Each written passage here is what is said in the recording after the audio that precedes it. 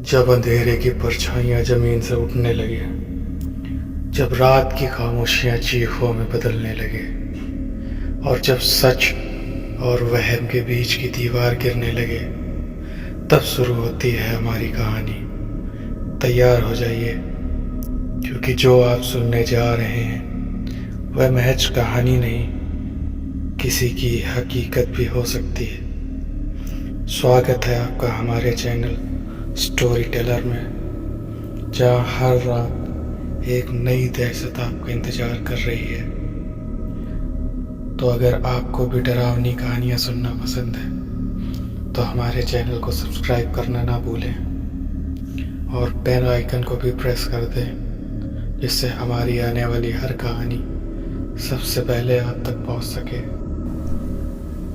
तो चलिए सुनते हैं आज की डरावनी कहानी। छोटे से कस्बे संत नगर की एक पुरानी हवेली वर्षों से वीरान पड़ी थी। लोग कहते थे इस हवेली में रात को अजीब अजीब आवाजें आती हैं। किसी के चलने की आवाज, हंसने की आवाज और कभी कभी एक लड़की की गूंजती हुई चीखें। बच्चों को उस हवेली के पास जाने से मना किया जाता था और बड़े लोग भी वहां से गुजरते हुए अपनी आंखें फेर लेते थे। एक दिन शहर के एक परिवार, वर्मा परिवार, संत नगर आया। पिताजी अनिल वर्मा एक लेखक थे जो शांत जगह पर रहकर अपनी अगली हॉरर किताब लिखना चाहते थे। उनकी पत्नी सविता और 12 साल की बेटी रिया भी उनके साथ थी। जब वे घर की तलाश में थे, उन्हें वही पुरानी हवेली कम कीमत में मिल गई। गांव वालों ने मना किया, मत जाओ वहां, उस घर में कुछ है। पर अनिल ने सोचा कि ये सब अंधविश्वास है। उन्होंने हवेली खरीद ली और पिता के साथ, परिवार के साथ वहां रहने आ गए। पहले कुछ दिन शांत भी थे। हवेली बहुत बड़ी थी, दीवारें पुरानी और लकड़ियों की सीढ़ियां हर कदम पर चरमराती थी। लेकिन अनिल को वो माहौल पसंद आया। Perfect location for a horror novel, उन्होंने ऐसा कहा। एक शाम रिया हवेली की छत पर खेल रही थी। वहां धूल और मकड़ी के जालों के बीच में उसे एक पुराना ट्रंक मिला। ट्रंक को खोलते ही उसकी नजर एक बेहद खूबसूरत लेकिन रहस्यमयी गुड़िया पर पड़ी। नीली आंखें, लाल फ्रॉक और सुनहरे बाल। कितनी प्यारी है। रिया ने उसे गोद में उठाया। गुड़िया के गले में एक पट्टी बंधी थी जिस पर लिखा था नैन्सी। रिया गुड़िया को नीचे लेकर आई। उसकी माँ ने कहा, इतनी पुरानी गुड़िया कहाँ से मिली? अटारी में एक बॉक्स में थी, रिया ने कहा। माँ ने उसे साफ किया और रिया को खेलने के लिए दिया। उसी रात कुछ अजीब हुआ। रिया के कमरे से देर रात हंसने की आवाजें आने लगी, और वो रिया की नहीं थी। एकदम पतली कर्कश हंसी, जैसे कोई बच्चा नहीं बल्कि कोई और ही हंस रहा हो। सविता उठी और कमरे में गई। रिया गहरी नींद में थी, लेकिन नैन्सी उसके सिरहाने पर बैठी थी और उसकी आंखें खुली हुई थी। क्या ये गुड़िया हमेशा ऐसे ही घूरती रहती है? सविता ने खुद से पूछा। अगले दिन हवेली में अजीब अजीब सी घटनाएं होने लगी। कभी दरवाजे खुद ब खुद खुलते, कभी लाइटें बुझ जाती, कभी कभी नैन्सी को उस जगह पर पाया जाता जहां उसे रखा भी नहीं गया था। रिया अकेले में बातें करने लगी। जब उसकी माँ ने पूछा, किससे बात कर रही हो? रिया ने मुस्कुरा कर कहा, नैन्सी से। वो बहुत बातें करती है। अनिल को लगा कि ये सब बच्चों की कल्पना है। एक रात उन्हें अपने कमरे के दरवाजे के पास किसी की हल्की सी परछाई दिखाई दी, बहुत छोटी, जैसे किसी बच्चे की हो। रिया, उन्होंने पुकारा। जब कोई जवाब नहीं आया, जब वह बाहर निकले तो देखा रिया अपने कमरे में सो रही थी, लेकिन नैन्सी उनके कमरे के दरवाजे के पास बैठी थी। अब अनिल को भी कुछ अजीब लगने लगा। अगली सुबह उन्होंने गुड़िया को वापस अटारी पर रखने का फैसला किया। रिया बहुत रोई, लेकिन उन्होंने कहा यह तुम्हारे लिए ठीक नहीं है। लेकिन उसी रात नैन्सी फिर से रिया के कमरे में थी। तुमने इसे लाया? सविता ने पूछा।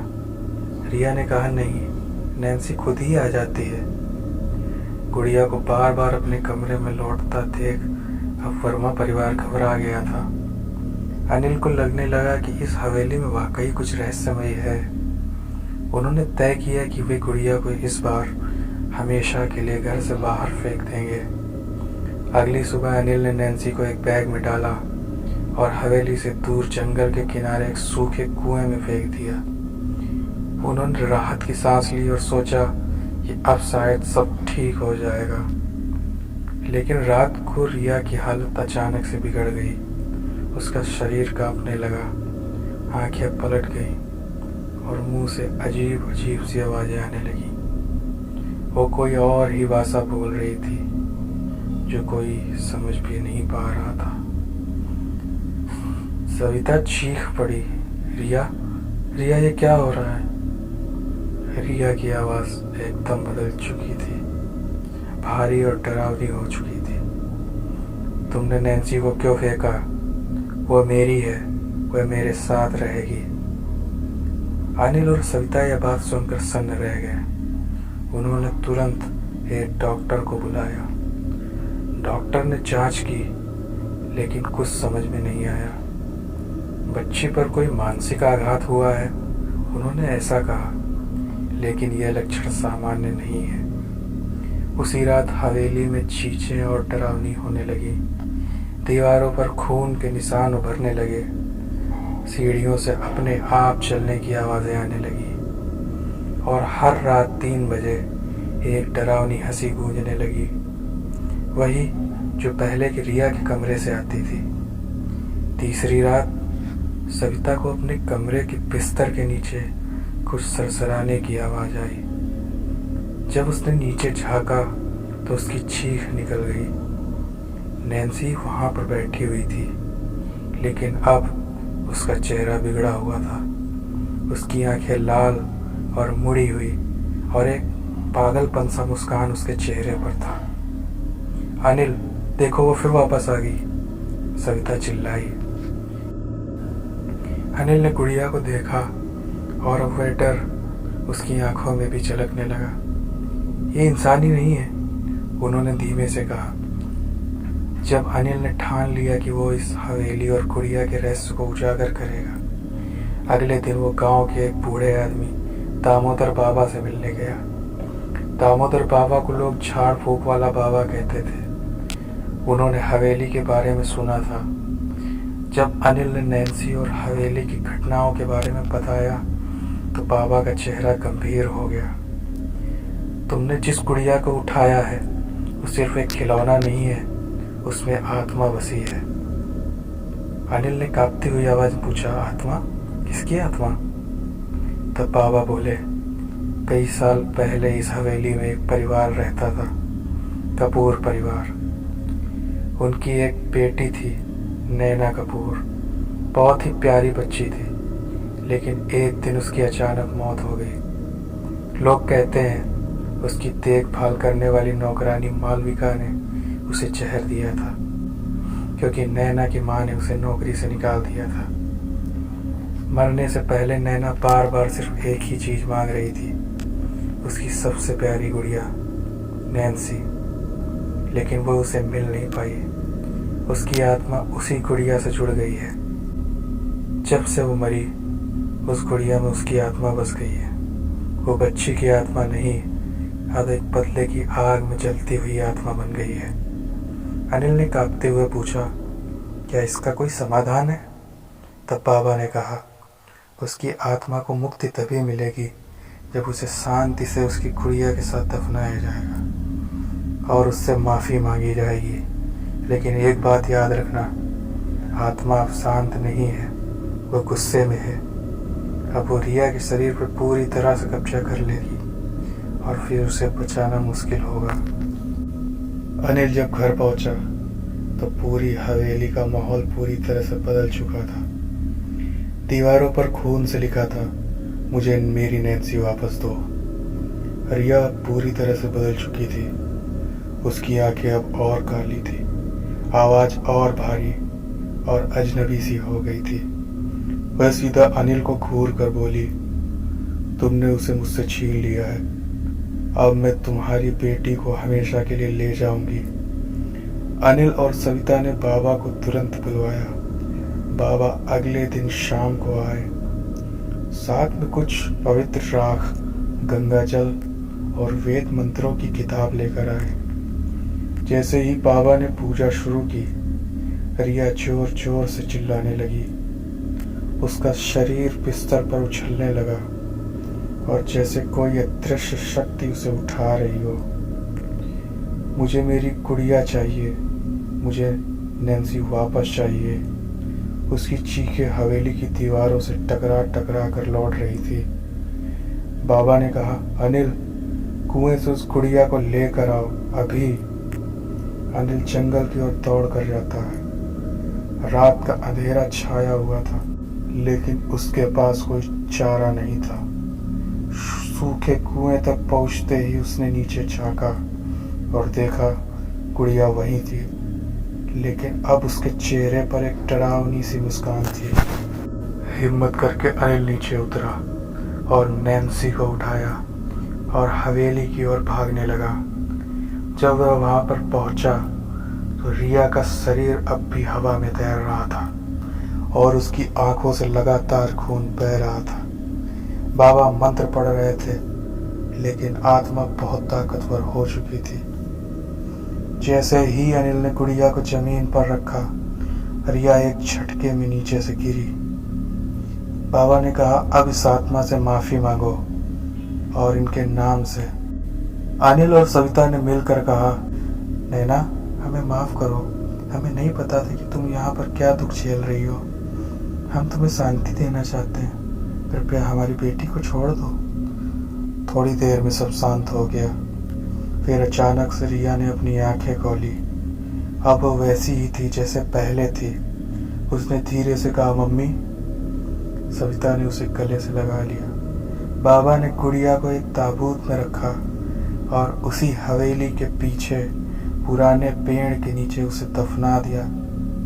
वहां पर एक पत्थर भी रखा गया जिस पर लिखा था, यहाँ पर नैना और उसकी नैन्सी को शांति दी गई है, कृपया उन्हें विचलित ना करें। रिया अब ठीक लग रही थी। बाबा ने पूजा पूरी की, गुड़िया को दफना दिया और हवेली में सब कुछ सामान्य हो गया। 3 हफ्ते बीत गए।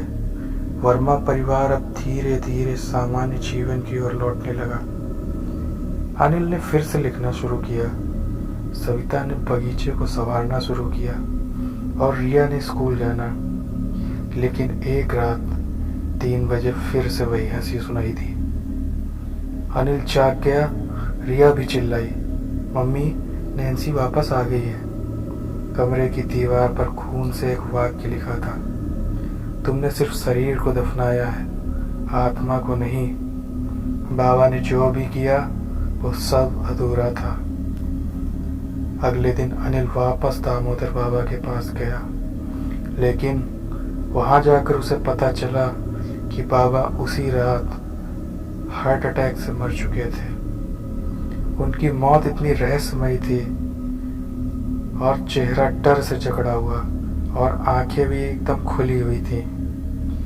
अनिल ने बाबा की झोपड़ी में उनकी डायरी को ढूंढा। उसमें एक आखिरी पन्ना था जिस पर लिखा था, नैना की आत्मा सिर्फ गुड़िया से नहीं जुड़ी थी, वह हवेली की दीवारों, जमीन और उन सभी यादों से जुड़ी हुई थी जो मरते वक्त अधूरी रह गई थी।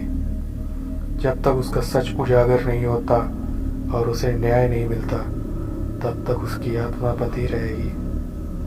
अब अनिल को गुड़िया के साथ साथ नैना की मौत का पूरा सच जानना था। इधर रिया की तबीयत फिर से बिगड़ने लगी। उसकी आंखों के नीचे काले घेरे बन गए और वह अजीब अजीब से चित्र बनाती।